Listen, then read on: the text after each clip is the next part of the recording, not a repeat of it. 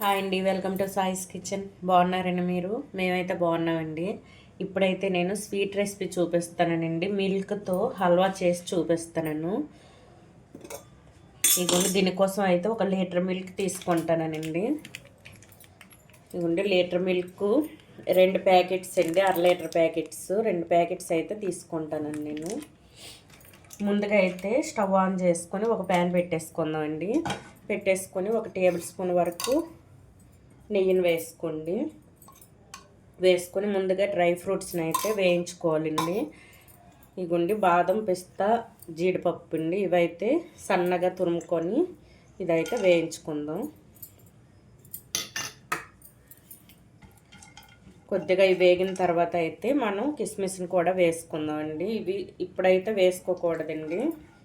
ఇవి లేట్గా వేగుతాయి కదండి. కిస్మిస్ అయితే తొందరగా వేగిపోద్ది. ఇవి కొద్దిగా వేగిన తర్వాత ఇవైతే వేసుకుందాం కిస్మిస్ని. చూడండి, ఇవి కొద్దిగా వేగాయండి. ఇప్పుడైతే కిస్మిస్ని వేసుకుందాం. ఇవన్నీ కూడా మంచిగా వేయించి పక్కన తీసుకుందాం అండి. ఒక కప్పులో తీసేసుకుందాం. ఫ్లేమ్ మీడియంలో ఉంచేసుకొని ఇవి మంచిగా వేయించుకోవాలి. చూడండి, డ్రై ఫ్రూట్స్ అయితే వేగిపోయండి మనకి. ఇప్పుడు ఒక ప్లేట్లో తీసేసుకుందాం ఇవి. చూడండి, ఒక కప్పులో తీసేసుకున్నానండి. ఇప్పుడైతే మిల్క్ వేసుకుందాం. మిల్క్ అయితే నేను 1 లీటర్ వరకు తీసుకుంటానండి. ఇదే ప్యాన్ పెట్టేసుకొని మిల్క్ అయితే 1 లీటర్ వరకు వేసుకోండి.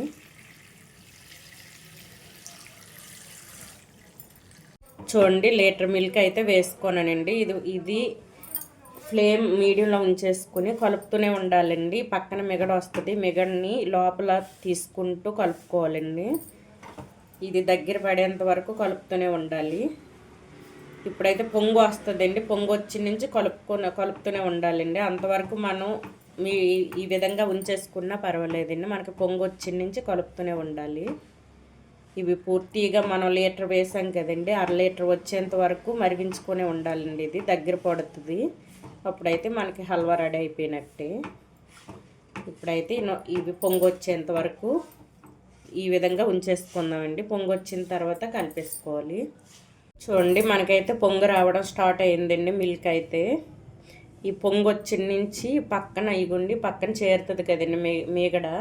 ఈ మీగడని అయితే లోపల తీసుకుంటూ కలిపేసుకోవాలండి. మొత్తం కూడా ఇప్పుడు లీటర్ పాలకి 1/2 లీటర్ పాలు అయ్యేంత వరకు కలిపేసుకోవాలండి. ఇది దగ్గర పడేంత వరకు. చూడండి, ఇదే విధంగా కలిపేసుకోవాలి. ఎక్కడ ఆపకూడదండి, కలుపుతూనే ఉండాలి. మిల్క్ అయితే దగ్గర పడేంత వరకు కలుపుతూనే ఉండాలండి. ఇది దగ్గర పడిన తర్వాత చూపిస్తానండి. కలుపుతూనే ఉంటాను, చూసారా? ఈ విధంగా మిగడన తీసుకుంటూ కలుపుతూనే ఉండాలి. అలాగైతేనే మనకి మంచిగా వస్తుందండి. మీగడ లేకపోతే పక్కన అంటేసుకొని మనకైతే హల్వా సరిగ్గా రాదండి. అందుకోసం ఈ మీగడ మొత్తం ఇందులో కలుపుతూనే ఉండాలండి. ఇప్పుడైతే దగ్గర పడిన తర్వాత చూపిస్తానండి మీకు. చూడండి, మరిగి కొద్దిగా చిక్కపడ్డాయండి. ఈ చిక్కపడేటప్పుడే మనం 1/2 కప్పు వరకు షుగర్ వేసుకుందామండి. నేను లీటర్ పాలకి 1/2 కప్పు షుగర్ వేసుకుంటాను. ఇందులోని కొద్దిగా యాలక పొడిని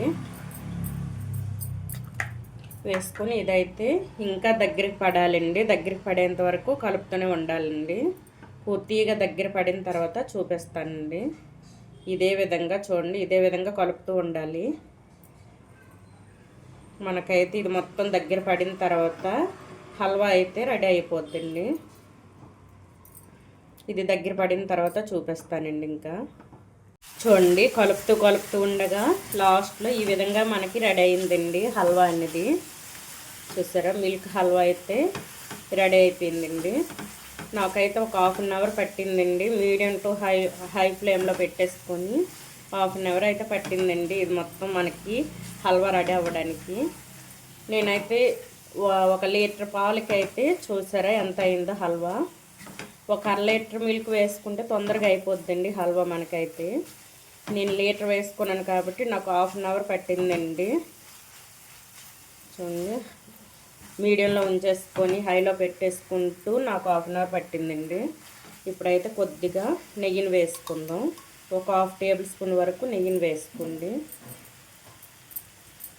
నెయ్యిని వేసుకొని ముందుగా మనం వేయించి పెట్టుకున్న డ్రై ఫ్రూట్స్ని అయితే వేసుకుందామండి.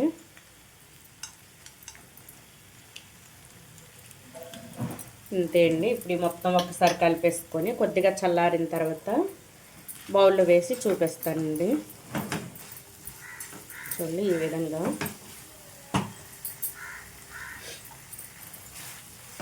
ఇంకొంచెం దగ్గర పడితే మనకైతే హల్వా రెడీ అయిపోయినట్టండి. ఈ విధంగా అయితే ఉంటుందండి హల్వా అయితే మనకి మిల్క్ హల్వా. మనం ఇంట్రెస్ట్గా చేయాలి కానీ ఇదైతే సూపర్గా ఉంటుందండి. టేస్ట్ అయితే ఇంట్రెస్ట్గా చేసుకుంటే మనకి తినాలనిపిస్తే ఇంట్రెస్ట్గా చేసుకోవాలండి.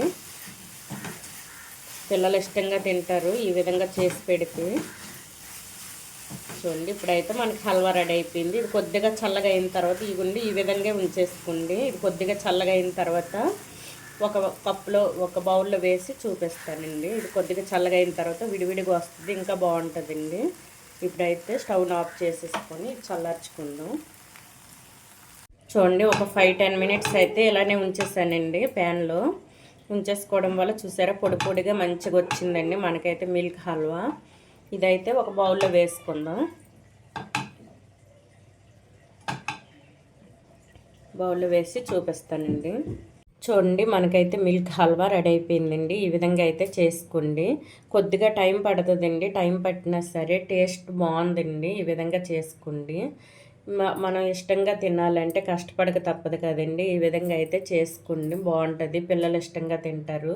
పిల్లలు స్వీట్ అడిగేటప్పుడు ఈ విధంగా ఇంట్లో మిల్క్ కనుక కొంచెం ఎక్కువ ఉంటే ఈ విధంగా చేసి పెట్టండి పిల్లలకి. మనం స్వీట్ షాపుల్లో కొని పెట్టే కంటే మన చేతులతో మనం చేసి పెట్టింది పిల్లలు చాలా ఇష్టంగా తింటారు కదండి. ఈ విధంగా అయితే చేసుకోండి. టైం పట్టినా సరే టేస్ట్ అయితే సూపర్ కుదిరిందండి, బాగుంది హల్వా అయితే. ఈ విధంగా చేసుకోండి. ఈ హల్వా రెసిపీ కనుక మీకు నచ్చినట్లయితే అండి లైక్ చేయండి, షేర్ చేయండి, నా ఛానల్ను సబ్స్క్రైబ్ చేసుకోండి. ఓకే బాయ్ అండి.